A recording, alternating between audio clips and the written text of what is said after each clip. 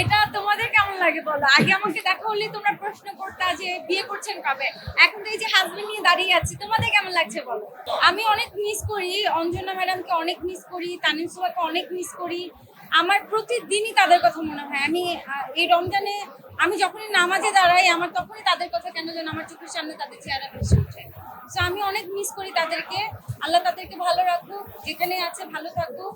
আমি সবসময় নামাজ পড়ে তাদের জন্য দোয়া করি। এবার ঈদে আমার কিছু স্পেশাল নাটক আসছে, টেলিফিল্ম আসছে। তো আমি এবার নতুন করে আবার নাটক করছি, টেলিফিল্ম করছি, প্ল্যাটফর্মে কাজ করছি। তো আশা করছি সবাই ভালো লাগবে, আমার নতুন নতুন কিছু কাজ আসছে। সিনেমা তো আমার একটা আছে, নীল আকাশে পাখি ওড়ে, সরকারি অনুদানের ছবি। এটা আমি কিছুদিন আগে শেষ করলাম। ওটা আমাদের ডাবিং হবে, তারপর সেন্সর হবে, দেন রিলিজ হবে। ঈদ সাধারণত বাসায় করা হয়, আত্মীয় স্বজন ফ্যামিলির সাথে করা হয়। আর এবার ঈদের প্ল্যান আছে রাজশাহী যাওয়ার। রাজশাহীতে আমার এক বান্ধবীর বিয়ে, তো ঈদের দিন রাতেই চলে যাবো রাজশাহী।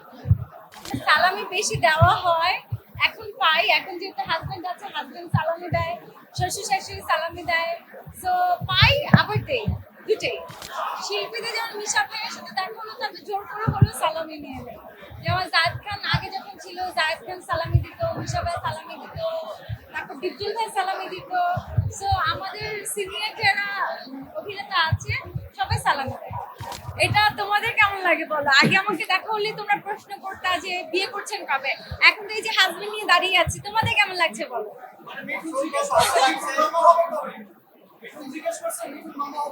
ও আচ্ছা, এটা অনেক দেরি আছে।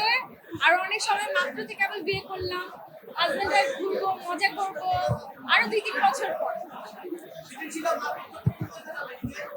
অবশ্যই বাংলাদেশ, আমাদের বাংলাদেশে অনেক ভালো ভালো শপিং পাওয়া যায়, আমাদের দেশীয় পণ্যগুলো অনেক ভালো।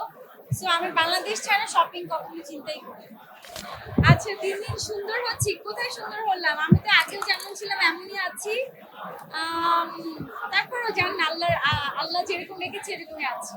আমার হাজবেন্ড একটা মাত্র জামাই, আমার জামাই যা চাবে তাই দিতে। সো আল্লাহর রহমতে আমাদের কোনো কিছু অভাব নাই, সবই আছে। সো আমার হাজবেন্ড যেটা চাবে সেটাই দিবে। শপিং এর কোনো বাজেট থাকে না, পছন্দটা ডিপেন্ড করে। তো যেটা ভালো লাগবে সেটাই কিনবো, বাজেট কোনো থাকে না।